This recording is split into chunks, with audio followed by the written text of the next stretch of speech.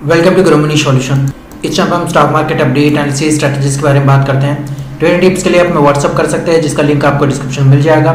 इस वीडियो में बात करेंगे हम स्टॉक के बारे में। स्टॉक के अपसाइड और डाउनसाइड के टारगेट आपको बताए जाएंगे।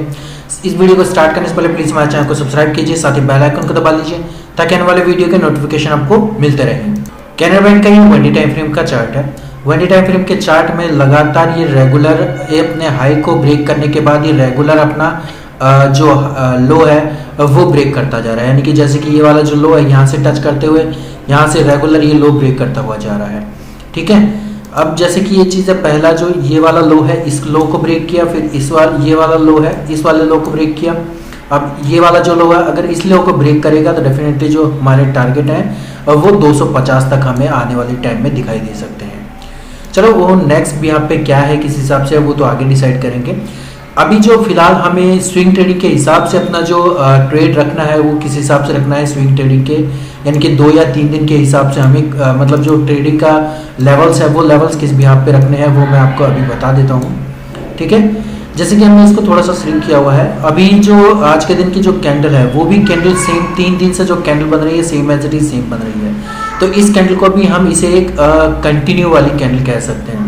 कंटिन्यू वाली कैंडल तब ये प्रेफर होगी जब इसका जो लो है इसका जो लो है फिलहाल के टाइम में 256.90 है, इसका लो ब्रेक करेगा तभी आपको सेल करना है। ठीक है, ये तो इंट्राडे की बेस की बात है। स्विंग ट्रेडिंग के हिसाब से जो आपका लेवल रहेगा वो रहेगा 255 का लेवल। इस लेवल को नीचे की साइड में ब्रेक करने पर आपका डेफिनेटली जो पहला टारगेट होगा आपका 253 होगा, फिर उसके बाद 251 होगा, फिर 249 का होगा, फिर उसके बाद 247 तक के टारगेट आपको नीचे की साइड में रखने हैं स्विंग ट्रेडिंग में। ठीक है, अब ऊपर की साइड में स्विंग ट्रेडिंग के हिसाब से अगर लेवल देखा जाए तो स्विंग ट्रेडिंग के हिसाब से 260 का लेवल है। इस लेवल को ऊपर की साइड में ब्रेक करेगा तो डेफिनेटली पहला टारगेट होगा 262 का, फिर होगा 264 का, फिर होगा 266 का, फिर 268 तक के टारगेट आपको ऊपर की साइड में रखने हैं। बट आपको जो ट्रेड करनी है वो लेवल पर ही ट्रेड करनी है, उससे पहले ट्रेड आपको नहीं करनी है। अब आपको ट्रेड करना कैसे है? ट्रेड आपको ऐसे करना है, आपने सेल किया है या आपने बाय किया है, आपके लेवल पे डिपेंड करता है कि कौन सा लेवल आपका आया है। आपने सेलिंग का लेवल किया है या बाइंग का लेवल। ठीक है, आपने बाय किया हुआ है, बाय करने के बाद जो आपका फर्स्ट टारगेट है वो अचीव हो गया। अब अचीव होने के बाद में आप अपना टारगेट लेके एग्जिट हो सकते हैं, वो आप पे डिपेंड करता है। अगर आप वेट करना चाहते हैं तो वेट कर लीजिए, लेकिन आप हमारे हिसाब से अगर ट्रेड करना चाहते हैं तो डेफिनेटली अपना जो एसएल है वो अपने बाइंग पॉइंट पे लगा के रखिएगा, यानी 260 पर बाइंग पॉइंट पे लगा के रखने का फायदा ये होता है क्योंकि अगर कोई सडन फॉल नीचे की साइड में आ भी जाए तो आपको नुकसान नहीं होता। नुकसान ज़्यादा से ज़्यादा कितना होगा? 0 का होगा नुकसान, या 1 रुपए का या 2 रुपए का, उससे ज़्यादा नुकसान आपका नहीं होगा।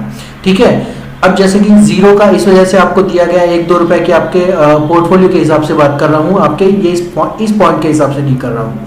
ठीक है, कैनरा बैंक के पॉइंट के हिसाब से नहीं कर रहा हूँ। आपका 1 या 2 रुपए का ही नुकसान हो सकता होगा तो होगा, नहीं तो 0 का ही नुकसान होगा, यानी कि 0 लेवल पे ही आपकी क्लोजिंग हो जाएगी।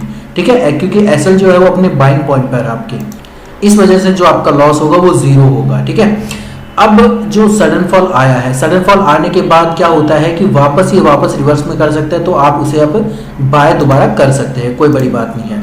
ठीक है, अब बाय करने के बाद मूवमेंट ऊपर की साइड में हो रही है। अगर आपको टारगेट पहले नहीं मिला था पहला और आपने बाइंग पॉइंट पे ऐसा लगा लिया था और आप एग्जिट हो गए बिना लॉस और बिना प्रॉफिट के।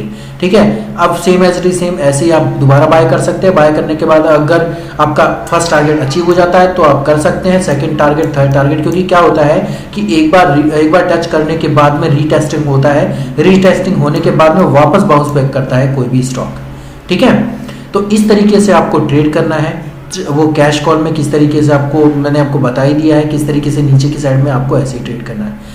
अब same as it is same अपने इंट्राडे के लिए आपको ट्रेड करना है, वो भी ऐसे ही करना है इंट्राडे में। अब इंट्राडे में लेवल क्या होंगे, वो किस हिसाब से होंगे वो आपको बता देता हूँ अभी। कैनरा बैंक का ये 10 मिनट का टाइम फ्रेम का चार्ट है।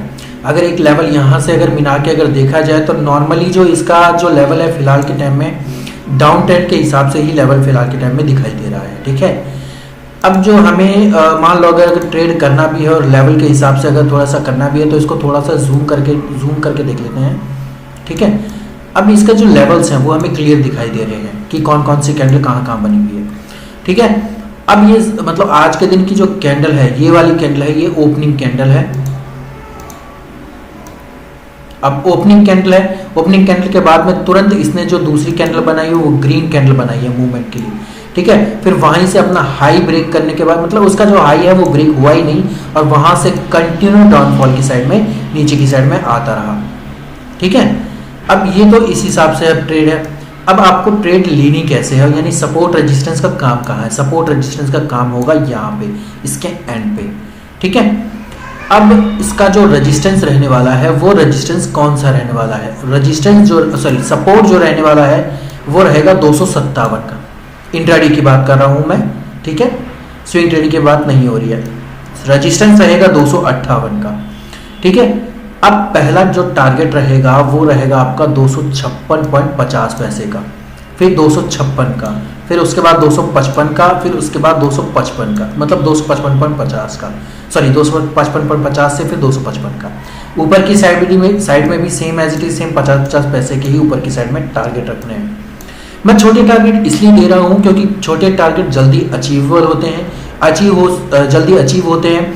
अचीव होने के बाद अपना जो फर्स्ट टारगेट है वो लेके आप एग्जिट हो सकते हैं, ठीक है। तो आपका जो प्रॉफिट है वो बना रहता है। अगर आप वेट करना चाहते हैं तो वेट आप कर सकते हैं, कोई बड़ी बात नहीं है। लेकिन जो आपका एसएल है वो एसएल हमेशा अपने बाइंग पॉइंट पे रखिए। बाइंग पॉइंट पे रखने से फायदा आपको ये है क्योंकि सडन फॉल या कोई डाउनफॉल, किसी तरीके का फॉल आने से आपका जो लॉस है वो बचता है, ठीक है। कैनरा बैंक का ये जो लेवल्स हैं, इस लेवल पे आप ट्रेड करेंगे तो डेफिनेटली आप प्रॉफिटेबल रहेंगे। छोटे टारगेट रखिए, एसएल को ट्रेल करते रहिए और प्रॉफिटेबल आप हमेशा बने रहेंगे। वीडियो अगर आपको अच्छा लगा वीडियो को लाइक कीजिए, चैनल को सब्सक्राइब कीजिए, साथ ही बेल आइकन को दबा लीजिए ताकि आने वाली वीडियो के नोटिफिकेशन आपको मिलते रहे। ट्रेडिंग टिप्स के लिए आप हमें व्हाट्सअप कर सकते हैं जिसका लिंक आपको डिस्क्रिप्शन में मिल जाएगा।